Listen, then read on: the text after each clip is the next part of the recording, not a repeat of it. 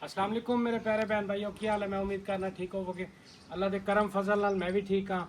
मैं थोड़ा जिहा लेट हो गया सा, थोड़ी जी मसरूफियत सी। ते अज एक मकान लैके हाजिर होया 2.5 मरले का बहुत प्यारा रीजनेबल प्राइस दे विच है। गली तकरीबन 16 फीट दी है। मकान घर बने हुए ने, सारी आबादी वाली जगह है। इस साइड तो भी मेरा कैमरामैन दिखा सके, सामने भी घर बन रहे हैं। इस साइड थोड़े जे प्लाट ने ਤੇ ਅੱਲਾ ਦੀ ਕਰਮ ਨਵਾਜ਼ੀ ਨਾਲ ਬਹੁਤ ਹੀ ਰੀਜ਼ਨੇਬਲ ਪ੍ਰਾਈਸ ਦੇ ਵਿੱਚ ਕਿਸ਼ਤਾਂ ਤੇ ਵੀ ਮਿਲ ਜਾਏਗਾ, ਕੈਸ਼ ਤੇ ਵੀ ਮਿਲ ਜਾਏਗਾ। ਇਹ 2.5 ਮਰਲੇ ਦਾ ਜ਼ਰਾ ਫਰੰਟ ਦਿਖਾ ਦੇਵੇ ਮੇਰਾ ਕੈਮਰਾਮੈਨ। ਉਸ ਤੋਂ ਬਾਅਦ ਅੰਦਰ ਚੱਲ ਕੇ ਤੁਹਾਨੂੰ ਵਿਜ਼ਿਟ ਕਰਵਾਉਂਦੇ ਆ। ਘਰ ਬਹੁਤ ਪਿਆਰਾ ਬਣਿਆ ਹੋਇਆ ਮਾਸ਼ਾਅੱਲਾ। ਇੰਟਰ ਹੋਵੇ ਹੀ ਗੈਲਰੀ ਹੈ, ਗੈਲਰੀ ਦੇ ਨਾਲ ਹੀ ਅਟੈਚ ਮਤਲਬ ਬੈਠਕ ਹੋ ਜਾਂਦੀ ਹੈ। ਇਹਦੇ ਵਿੱਚ ਤੁਸੀਂ ਬਾਹਰੋਂ ਵੀ ਦਰਵਾਜ਼ਾ ਲੱਗਿਆ ਹੋਇਆ, ਮੇਰਾ ਕੈਮਰਾਮੈਨ ਅੱਛੀ ਤਰ੍ਹਾਂ ਦਿਖਾ ਸਕੇ। ਛੱਤ ਵਾਲੀ ਸਾਈਡ ਤੇ ਟਾਇਰ ਗਾਰਡਰ ਪਾਏ ਹੋਏ ਨੇ, मतलब अच्छा बनया हुआ है। बाहर वाली साइड तो भी इहदा दरवाज़ा है, मतलब कोई दोस्त साहब आप थोड़ा आना चाहे बाहर वाली साइड तो बैठ सकता है। उस तो बाद अंदर चलने, अंदर चल के देखने हैं। इंटर होंदे ही बैठक के नाल ही अटैच वाशरूम है। बैठक के विचों भी दरवाज़ा इधर लग्या हुआ है और बाहर वाली साइड तो भी दरवाज़ा है। दोनों साइडों तो दरवाज़ा है वाशरूम का। वाशरूम का बैठक में भी अटैच है तो इधरों बाहरों भी है। उस तो बाद इंटर होंदे ही मतलब 3-4 चारपाइयां का सेम मिल जाता है। इस साइड तो भी घर ने, इस साइड तो बैक तो भी घर बने हुए हैं।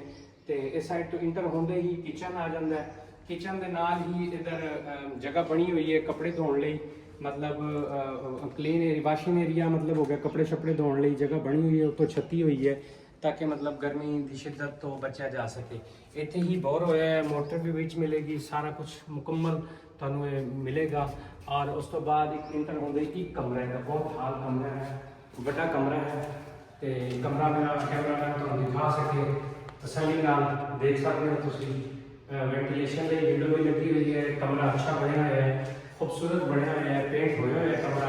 बाकी बाहरों पेंट होना है, बाहरों भी प्लस्तर है, अंदरों भी मुकम्मल प्लस्तर है। तो घर अच्छा बनया हुआ है, किस्तां भी मिल जाएगा, कैश भी मिल जाएगा। उस तो बाद बाहर चल के जरा कमरे के विच आवाज़ गूंजती है, तुहानू मेरी आवाज़ की सही समझ नहीं आएगी क्योंकि कमरे के विच आवाज़ गूंजती है। ये तो फाइनली जोड़ा है 13.5 लाख रुपए का 3 साल का प्लान है। 13.5 लाख रुपए का ये मिल जाएगा कैश ते सॉरी किस्तां ते। ਉਹਦੇ ਵਿੱਚ 5 ਲੱਖ ਰੁਪਏ ਐਡਵਾਂਸ ਹੈ ਤੇ 15,000 ਪਰ ਮੰਥ ਕਿਸ਼ਤ ਹੈ, ਸਿਰਫ 15,000 ਰੁਪਏ ਤੇ ਯਾਨੀ ਕਿ 500 ਰੁਪਏ ਡੇਲੀ ਦਾ। ਉਸ ਤੋਂ ਬਾਅਦ ਅਗਰ ਤੁਸੀਂ ਕੈਸ਼ ਤੇ ਲੈਣਾ ਚਾਹੋ ਤੇ 10.5 ਲੱਖ ਰੁਪਏ ਦਾ ਤੁਹਾਨੂੰ ਮਿਲ ਜਾਏਗਾ। मतलब रजिस्ट्री इंतकाल वाली जगह है। ਇਹਦਾ ਐਡਰੈਸ ਤੁਹਾਨੂੰ ਮੈਂ ਦੱਸ ਦਿਆਂ, ਮੁਲਤਾਨ ਭਾਵਲਪੁਰ ਬਾਈਪਾਸ ਤੋਂ ਤਕਰੀਬਨ 8 ਕਿਲੋਮੀਟਰ ਦੀ ਮੁਸਾਫਿਅਤ ਤੇ ਬਸਤੀ ਬਿਲੀ ਵਾਲਾ ਹੈ, ਉੱਥੇ ਇਹ ਮੌਜੂਦ ਹੈ। ਜਿਸ ਭੈਣ ਭਾਈ ਨੂੰ ਚਾਹੀਦਾ ਹੋਵੇਗਾ, ਮੇਰਾ ਨੰਬਰ ਹੈ 0300 732 8341। ਇਸੇ ਨੰਬਰ ਤੇ WhatsApp ਬਣੀ ਹੋਈ ਹੈ, ਇਸੇ ਨੰਬਰ ਤੇ ਕਾਲ मतलब ਕਾਲ ਲਈ ਵੀ ਇਹੀ ਨੰਬਰ ਹੈ।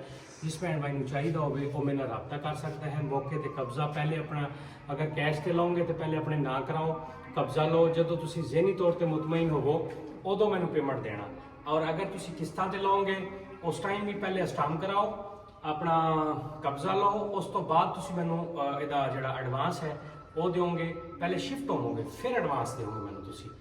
उस तो बाद तुसीं घर च रहिंदे हो, रेगूलर किस्तां अदा करो। 3 साल का टाइम है, 3 सालों के तुसीं क्लीयर करना है। 3 सालों का मतलब 3 साल होगा, 3 सालों के तुसीं इहनूं क्लीयर करना होगा। रजिस्ट्री इंतकाल वाली जगह है। ठीक हो गया मेरे भैन भाइयों, मैं इजाज़त चाहांगा। अल्लाह हाफ़िज़।